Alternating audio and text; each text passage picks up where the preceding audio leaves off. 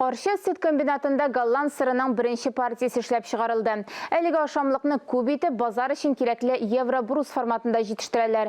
Предприятиеде тәулігіне 38 тоннаға қадар сыр әзірлене. Оны Татарстаннан тыш башқа төбәк ішкелерінде де шығарыға планлаштыралар. Теманың дәвамы келесі репортажда.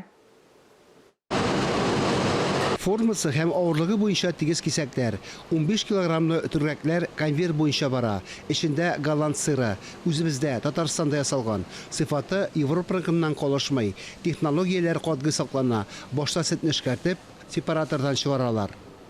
Здесь сыроизготовитель. Сыр ясаганда технология таләпләрен катгый үтибез. Сөтне тиешле әчелеккә китерәбез, ферментлар кушабыз. Шулай итеп, сөт акрынлап куера, аны гел күзәтеп торабыз. Сырны Евроблок рәвешендә ясыйлар. Бу базар ихтияҗы. От формата круглых сыров, от формата сыров в цилиндре. Түгәрәк сырлар форматы бетеп килә. Хәзер ул акрынлап Евроблок форматына күчә. Шулай эшләгәндә сырны кискәндә калдыклар барлыкка килми. Бу сәүдә челтәрләренә дә, җыештыручыларга да отышлы. Һәр этапта продуктның тәмен, сыйфатын тикшерәләр. Заманча җиһазлар анализ нәтиҗәләрен 30 секунд эчендә бирә.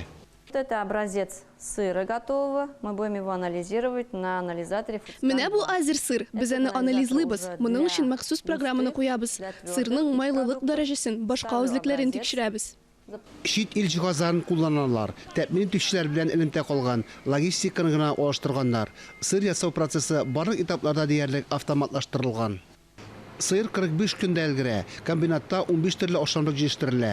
Аны илнең барлык төбәкләренә дә җибәрәләр. Моның өчен куәтләр җитәрлек. Тәүлегенә 420 тоннага кадәр сөт эшкәртергә җыйналар. Тиздән акмай җыештыру линиясен эшләтеп җибәрәчәкләр. Фарис Мөхәммәтов, Фируза Насырова, Ленар Хабибуллин, Татарстан яңалыклары.